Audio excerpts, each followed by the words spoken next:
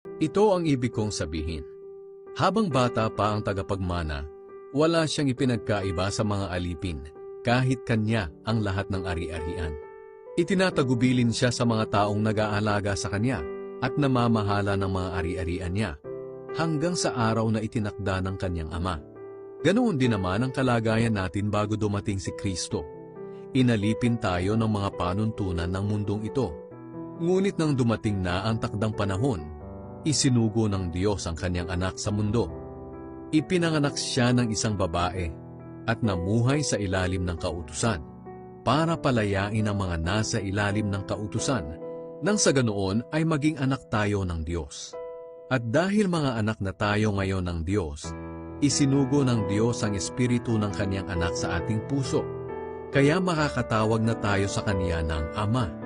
Ngayon, hindi na tayo mga alipin, kundi mga anak. At kung mga anak tayo ng Diyos, tagapagmana rin tayo ng mga pangako niya.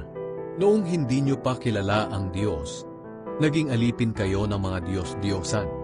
Ngunit ngayong kilala niyo na ang Diyos, o mas mabuting sabihin na kinilala kayo ng Diyos bilang mga anak, bakit bumabalik pa kayo sa walang bisa at mga walang kwentang panuntunan? Bakit gusto ninyong magpaaliping muli sa mga ito? May pinapahalagahan pa kayong mga araw, buwan, panahon at mga taon. Nag-aalala ako na baka nasayang lang ang lahat ng pagsisikap ko sa inyo. Nakikiusap ako sa inyo mga kapatid, na tularan ninyo ako.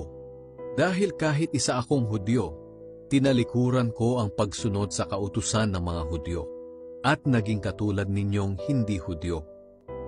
Wala kayong kasalanan sa akin. Alam naman ninyo na ang pagkakasakit ko ang naging dahilan, kaya ko na ipangaral sa inyo ang magandang balita sa unang pagkakataon. Kahit naging pagsubok sa inyo ang sakit ko, hindi nyo ako hinamak o itinakwil. Sa halip tinanggap nyo pa nga ako na parang isang anghel ng Diyos o parang ako na mismo, si Hesukristo. Napakasaya natin noon. Ano ang nangyari? Ako mismo ang makakapagpatunay na kung maaari lang noon ay dinukit na ninyo ang inyong mga mata para ibigay sa akin. Naging kaaway na ba ninyo ako dahil sinasabi ko ang katotohanan?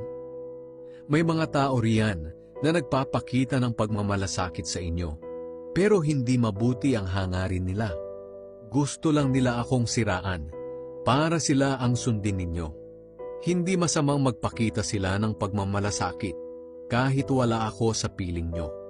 Basta't mabuti lang ang hangarin nila.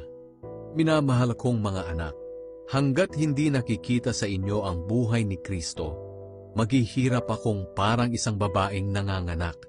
Kung maaari lang sana, makapunta na ako riyan at makausap kayo ng maayos, dahil nag-aalala ako ng labis sa inyo.